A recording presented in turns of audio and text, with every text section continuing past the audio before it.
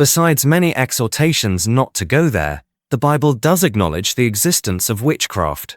Here are 3 examples: Moses and Pharaoh, King Saul and the witch of Endor, and finally Paul and Elymas.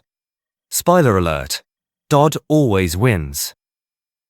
The Lord said to Moses and Aaron, When Pharaoh says to you, "Perform a miracle," then say to Aaron, "Take your staff and throw it down before Pharaoh, and it will become a snake." So Moses and Aaron went to Pharaoh and did just as the Lord commanded. Aaron threw his staff down in front of Pharaoh and his officials, and it became a snake. Pharaoh then summoned wise men and sorcerers, and the Egyptian magicians also did the same things by their secret arts. Each one threw down his staff, and it became a snake. But Aaron's staff swallowed up their staffs. Yet Pharaoh's heart became hard, and he would not listen to them, just as the Lord had said. Saul then said to his attendants, "Find me a woman who is a medium, so I may go and inquire of her." "There is one in Endor," they said. So Saul disguised himself, putting on other clothes, and at night he and 2 men went to the woman. "Consult a spirit for me," he said, "and bring up for me the one I name." but the woman said to him, "Surely you know what Saul has done. He has cut off the mediums and spiritists from the land. Why have you set a trap for my life to bring about my death?" Saul swore to her by the Lord. "As surely as the Lord lives, you will not be punished for this." Then the woman asked, "Whom shall I bring up for you?" "Bring up Samuel," he said. When the woman saw Samuel, she cried out at the top of her voice and said to Saul, "Why have you deceived me? You are Saul!"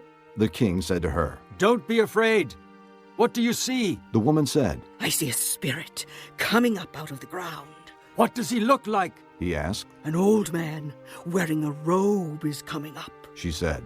Then Saul knew it was Samuel, and he bowed down and prostrated himself with his face to the ground. Samuel said to Saul, "Why have you disturbed me by bringing me up?" "I am in great distress," Saul said. "The Philistines are fighting against me, and God has turned away from me. He no longer answers me, either by prophets or by dreams, so I have called on you to tell me what to do."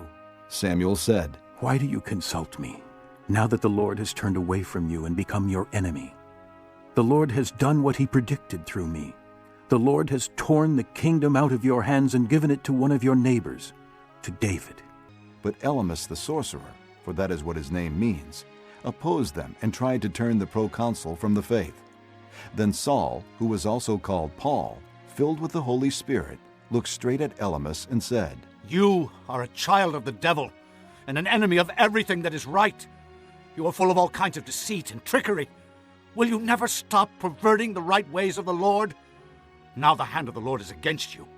You are going to be blind, and for a time you will be unable to see the light of the sun." Immediately mist and darkness came over him, and he groped about, seeking someone to lead him by the hand.